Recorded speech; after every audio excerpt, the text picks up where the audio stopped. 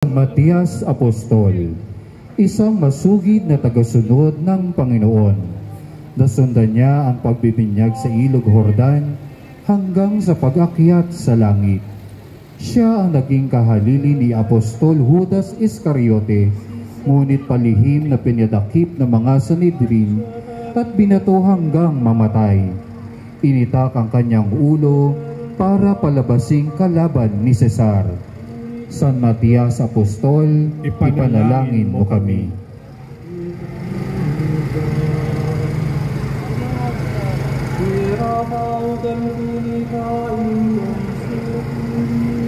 San Mateo Apostol Evangelista, kilala din siyang bilang Levi ng Capernaum. Ang alagad na ito ay tinawag ng Panginoong Hesukristo habang naghahanap buhay na tagapaningil ng buwis. Sinasabing nakarating siya sa Ethiopia para mangaral at doon ay naging martir. Simbolo niya ang anghel nang ibig sabihin ay lakas ng dahilan para sa kaligtasan. Mula sa kanyang panulat, ang unang aklat ng bagong tipan. San Mateo Apostol Evangelista, ipanalangin mo kami.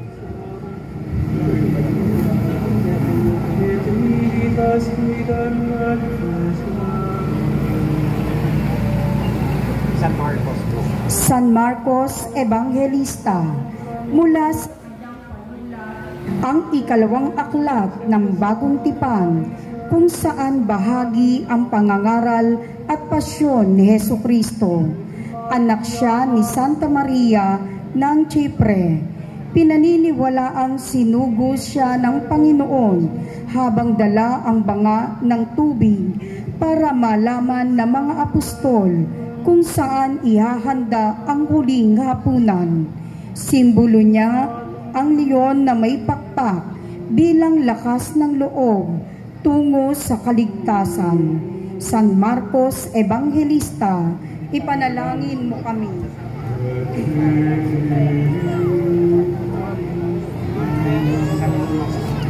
San Lucas Evangelista, ang ikatlong aklat ng bagong tipan ay mula sa kanyang panulat, kung saan ibinahagi ang pangangaral at pasyon ni Hesukristo. Siya din ang may akda na aklat ng mga gawa na nagsasaad ng kasaysayan ng simbahan at pagyabong ng mabuting balita sa Roma. Simbolo niya ang torong may pakpak na ang ibig sabihin ay pagiging handa sa pagsasakripisyo upang sumunod sa Panginoon. San Lucas Evangelista, ipanalangin mo kami.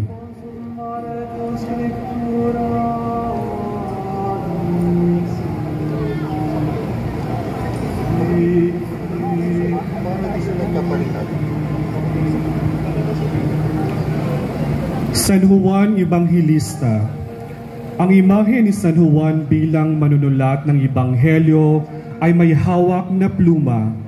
Mula sa kanyang akda ang ikaapat na aklat ng bagong tipan at siya din ang bumuo ng aklat ng Apokalipsis.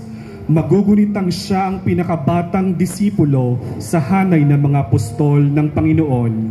Simbolo niya ay agila na ang kahulugan ay pag-asam sa walang hanggang buhay na kasama si Jesus. San Juan Evangelista, ipanalangin mo kami.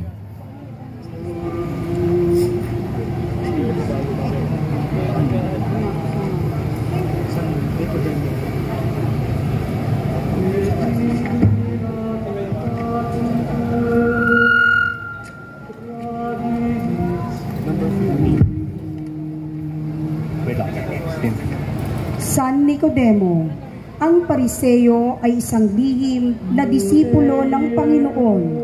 Kahit kasapi ng mga Sanhedrin, siya ay kabilang sa kataas-taasang hukuman ng mga Hudyo na may 70 kasapi. Mahigpit at pasimple niyang tinutulan ang paglilitis kay Hesukristo. Noong pumanaw na ang Panginoon, ay kasama niya si San Jose de Arimatea sa paglilibing. Mas kilalang naghandog ng pabangong bira at aloe. San Nicodemo, ipanalangin mo kami.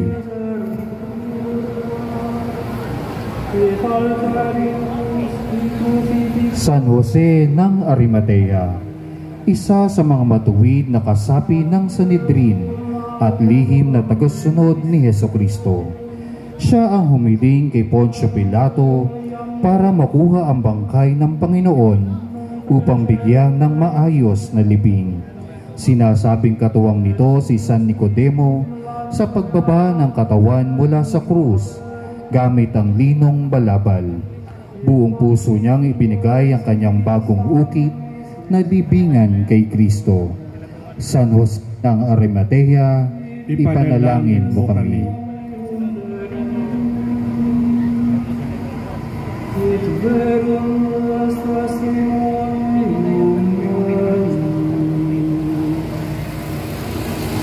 San Cleopas, asawa ni Santa Maria Cleofe, ama ni na San Judas Tadeo Apostol at Santiago Minor Apostol, isa sa mga sumubaybay sa pasyon ng Panginoon at nagsabing isang propetang makapangyarihan sa gawa at sa salita sa harap ng Diyos at ng buong sambayanan.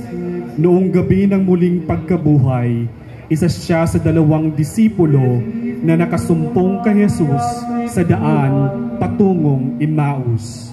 San Cleopas, ipanalangin mo kami.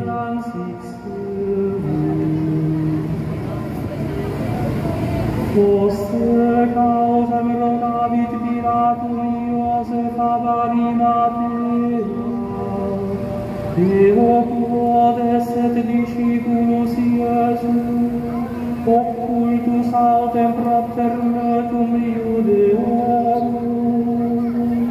San Jose Barsabas Justo, isang masugid na tagasunod ng Panginoon at kilala bilang matuwid.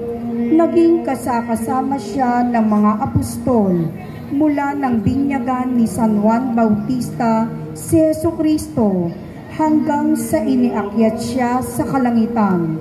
Bagamat hindi nabunot ng kahaliling apostol para sa naiwang tungkulin ni Judas Iscariote, ay nagpatuloy siya sa pagpapalaganap ng salita ng Diyos at naging obispo. San Jose Barsabas Justo, ipanalangin mo kami. Ikalawang bahagi, mga kababaihan, disipulo at tagasunod ng Panginoong Hesukristo. Disipulong Susana, isa sa mga kababaihang disipulo na binanggit ni San Juan Evangelista. Hindi matatawaran ang kanyang pakikibahagi sa mga gawain ni Jesus, bagamat wala sa hanay ng mga santa. Siya ay nagkaroon ng isang malubhang karamdaman na pinagaling ng Panginoon.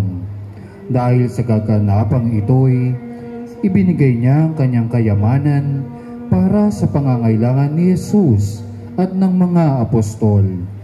Disipulong Susana, kalingain mo kami.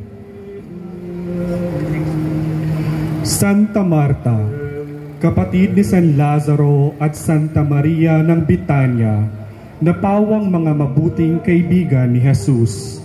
Sa kanilang tahanan ay madalas tumuloy ang Panginoon, kung saan siya ay minsang pinagsabihan ng, Marta, Marta, naliligalig ka at abalang-abala sa maraming bagay, at hinikayat ni Jesus na kanyang tularan ang kapatid na makinig sa kanya. Siya ay naging masugid na disipulo. Santa Marta ng Bitanya, ipanalangin mo kami.